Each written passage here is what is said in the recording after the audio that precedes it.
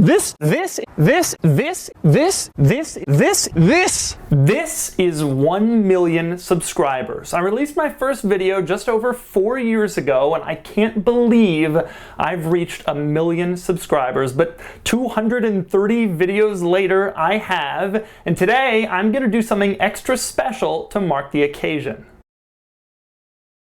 What I mean by that is, in this video, I'm going to take a look back at the 12 best moments I've had in my first 1 million subscribers. Then I'm going to take a look back at all the other great memories I've had over the last 4 years. Without further ado, it's time to get started with number 12, the time I got to drive a Porsche Carrera GT. The Carrera GT is my all-time favorite car, and I knew I couldn't say no when I got an invitation to drive one from my friend Phil at Porsche of Beechwood near Cleveland.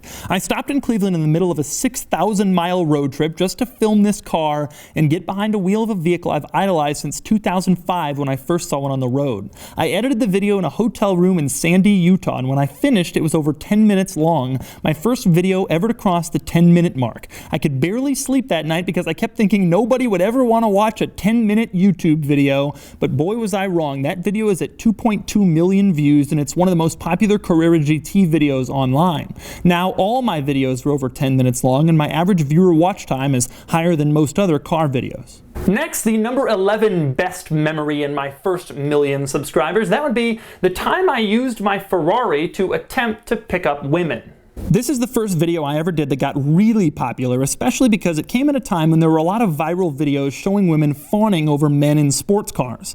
Of course, men who actually own sports cars know that's a fallacy. The only people you'll really attract with a sports car is other men. I filmed this video with my friend Perry, and I remember driving through mall parking lots in Atlanta, creepily filming women, proving they didn't care about some stupid Ferrari. The closer interactions with actual women were all staged, but they helped prove the point, and to this day, I still get comments on this video from viewers, dozens each day, with suggestions about how I could pick up women, ranging from a newer Ferrari to better shoes. Number 10 is an obvious one. That would be the time I got my Aston Martin and told you all about its warranty. You may remember? An unlimited mileage, bumper to bumper warranty. An unlimited mileage, bumper to bumper warranty. Bumper to bumper, unlimited mile warranty. Before this video, I had limited prosperity on YouTube, with videos only getting really popular when they found some viral success. Things have been more popular ever since I told you about my bumper-to-bumper warranty, and I even used this name for my last book, which came out in 2016. I never really expected so many people would latch onto this, and I also never expected that I'd have to explain to so many people that my Range Rover bumper-to-bumper warranty came from CarMax, and my Aston Martin bumper-to-bumper warranty came from Aston Martin. I get it though, it's pretty confusing.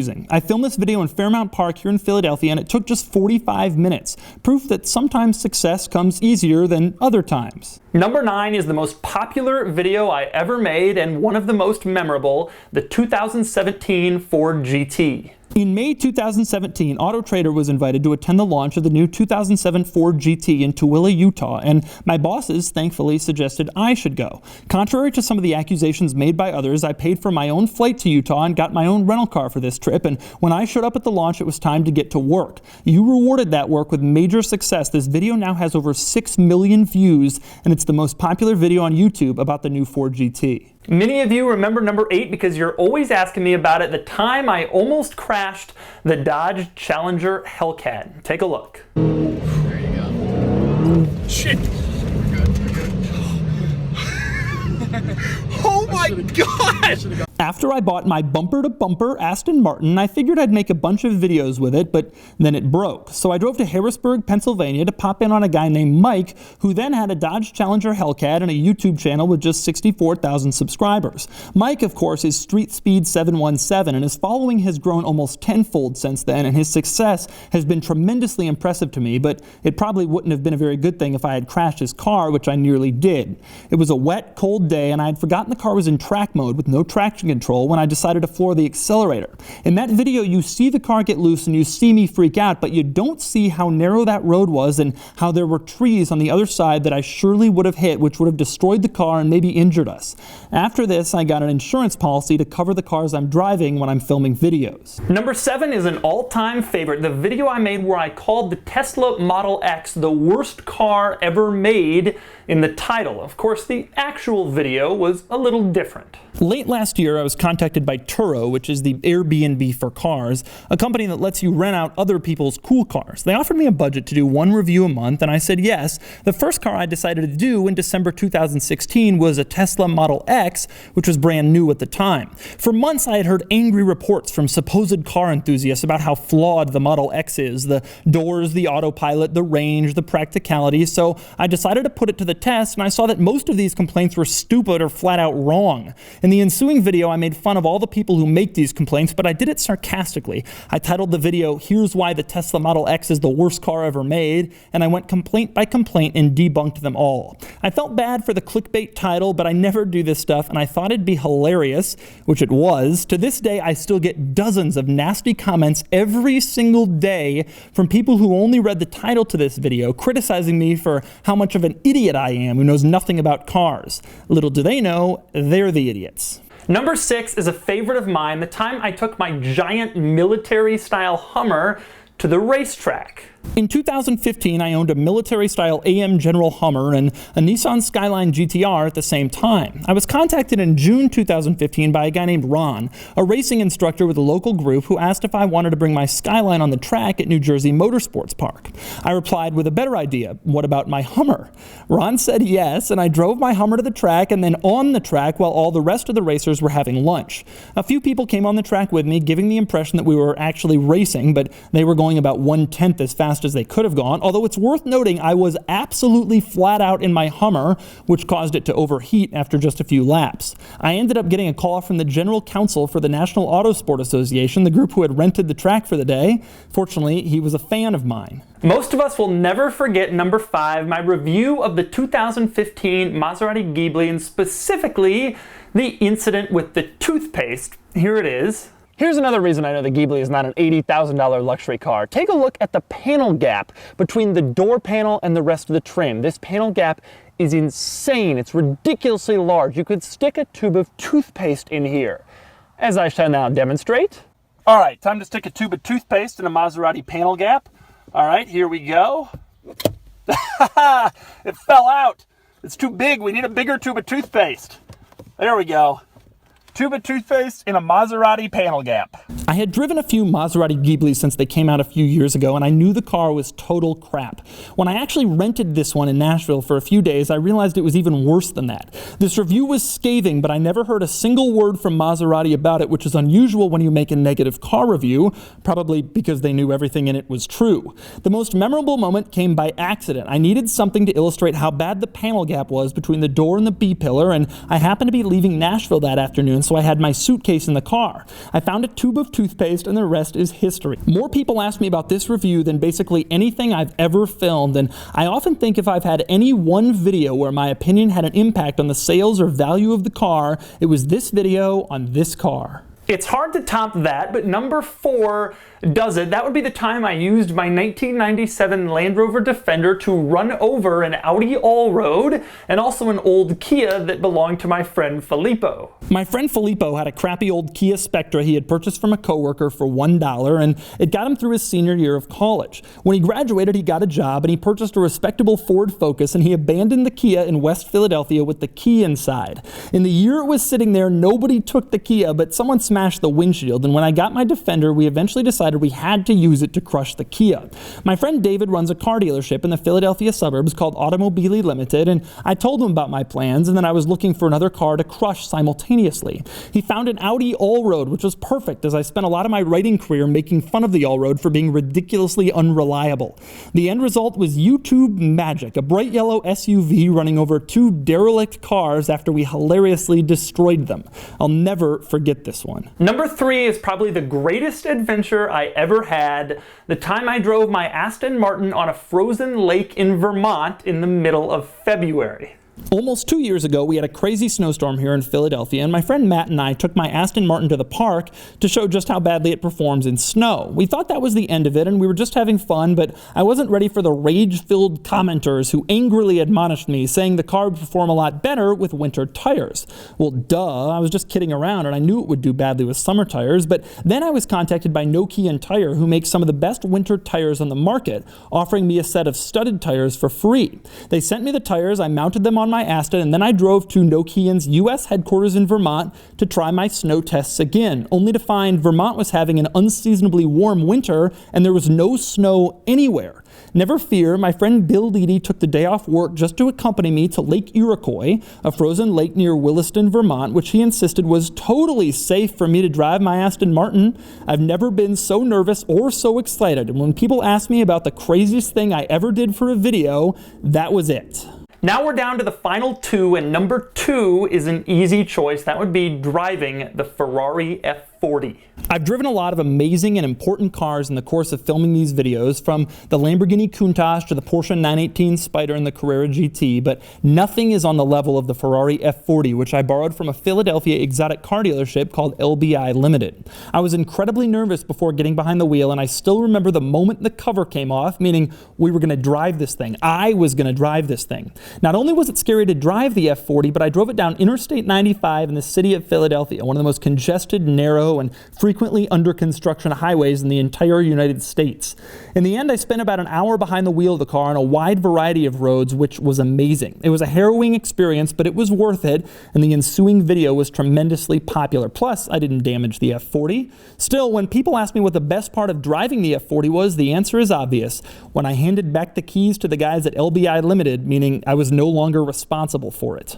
And that brings me to my number 1 moment of my first 1,000,000 subscribers. That would be the time I tricked you into believing I had bought a Chrysler PT Cruiser until I ran it over with my Hummer. My all-time best YouTube moment started in an apartment complex parking lot in Mount Laurel, New Jersey.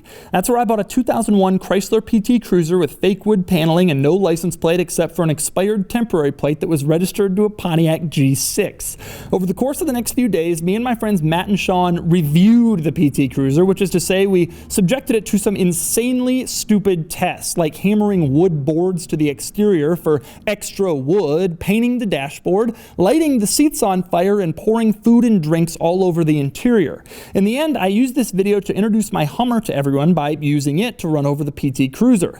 This video wasn't very popular at first, but it's gained big numbers over the years, and I still remember the cold day in February when I gathered all my friends in a junkyard parking lot to watch a Hummer roll over a Chrysler PT Cruiser. We dealt with some shady characters, and the PT Cruiser was destroyed, much to the chagrin of some commenters, but it was worth it. So those are the top 12 moments of the first 1,000,000 subscribers, but it doesn't end there. Here's a look back at all the other amazing things that have happened over the last 4 years.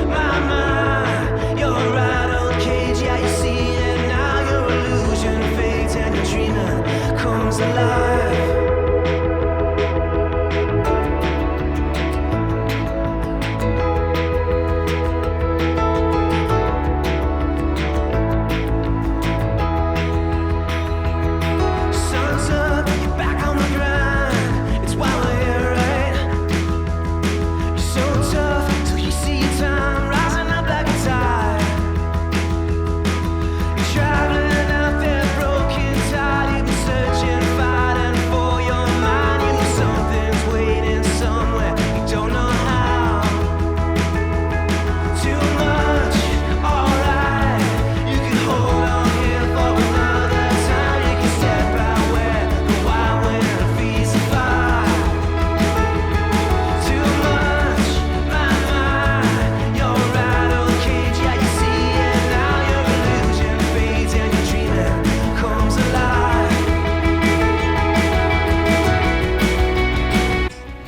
opens right up. Be careful when you're opening the hood though. And it's in the front. Open it up, you can open it up. And once you open it up, so I opened the hood to find out what the underbonnet jewelry pack could be.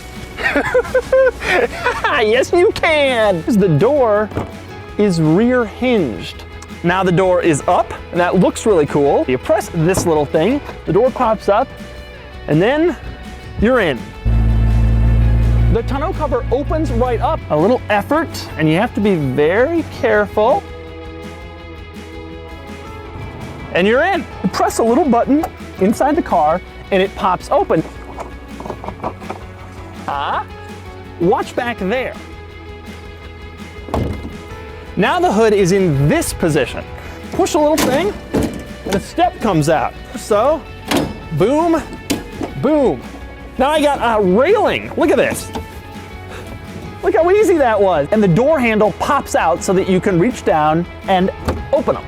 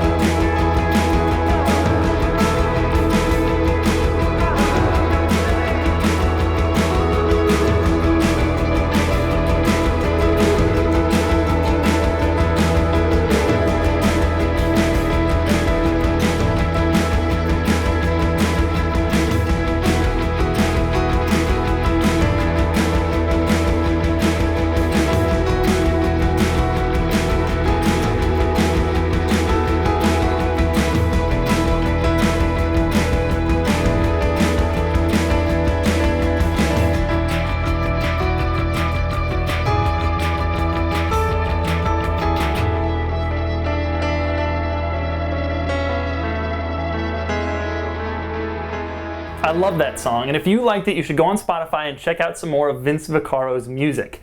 Now, in case anyone is still watching, I want to devote the last few minutes of this video to saying something important.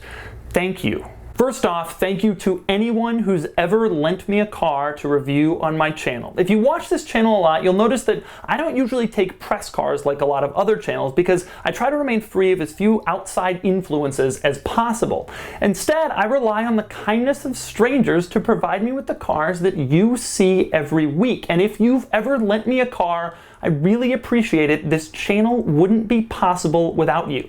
I feel a really special connection to anyone who's ever lent me a car, cheap or expensive, one or many, from Austin in Atlanta with the Yugo to McLaren Philadelphia with the new 720S you'll see next week.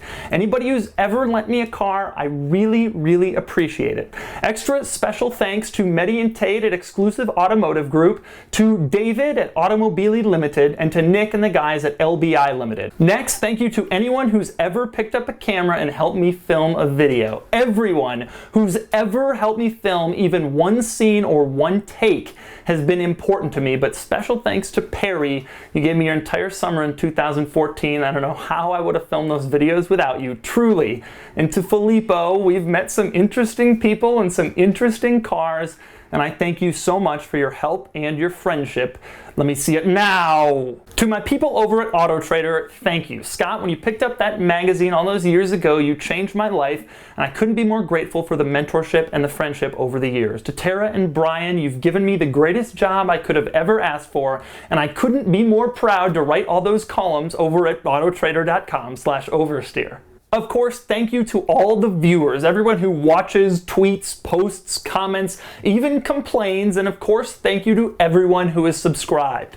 If you watch a lot of my videos, you'll notice that I do things a little bit differently from some of the other channels. I try to avoid most of the clickbait, the misleading video titles, the giant text in the thumbnails to try to get your attention, and I have never asked anyone to subscribe to this channel, but you have anyway, in huge numbers, 1 million of you, and I couldn't be more grateful. You've given me a great life, and I will continue to do my best to make the videos that you seem to enjoy so much. And to my wife doesn't know a thing about cars. She couldn't tell a Ford Taurus from a grapefruit, but she watches my videos every morning when she's getting ready for work. To my wife, when we started this, when I quit my job to do this, there were 2 of us who believed that it could work out like this, me and you. 200 million views and 1 million subscribers later, and it isn't just us anymore. Thank you. Without your support, I would still be sitting in a cubicle in Atlanta banging away at Microsoft Excel. Thanks again to everyone for watching, and I promise I'll continue to do my best to keep it to just cars. No vlogging, no politics, no misleading titles, no rampant clickbait, no begging you to subscribe. Just cars,